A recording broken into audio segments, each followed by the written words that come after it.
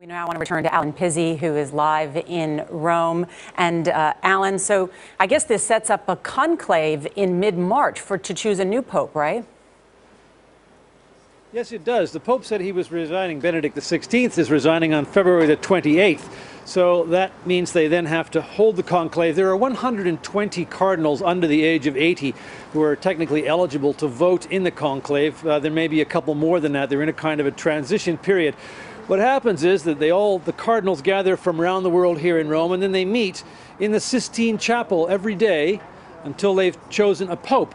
It's an interesting kind of process because they stay in a residence back in Vatican City. They have to hand in their cell phones. They have no communication whatsoever with the outside world.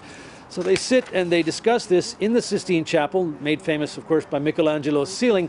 And the ballots are burned after each round of voting. They're placed in a chalice, then they're taken out and they're burned with a special powder that gives black smoke. And only when they've chosen a pope, when they have enough votes to say, we now have a pope, do they put another chemical on, and white smoke comes out of a chimney at the back of the Vatican, and then sometime after that, very shortly after that, the new pope appears on the balcony of St. Peter's Basilica, which you can see here behind me. So it's a complex process, but it works like clockwork because they've been doing it for a long time and they've worked it out down to the last possible moment. Alan, not only is this a stunning announcement, but also how quick the resignation takes place.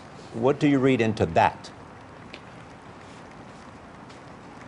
I don't know. That's kind of odd, you know. I guess he thought, if I'm going to do it, I'm just going to do it, and let's get it fixed up. Because it's not a problem for them to call the conclave, because if the Pope suddenly dropped dead, they could do it. So he's actually given them 3 weeks warning in advance of a conclave. So I suppose they think that's enough, which is kind of interesting when you consider that the Vatican tends to think in terms of millennia and does everything very slowly. This they're doing very quickly. Maybe Benedict knows something about his health that he's not telling us. There'll be a lot of speculation about that. I don't think we'll actually find out. Alan Pizzi, thank you so much.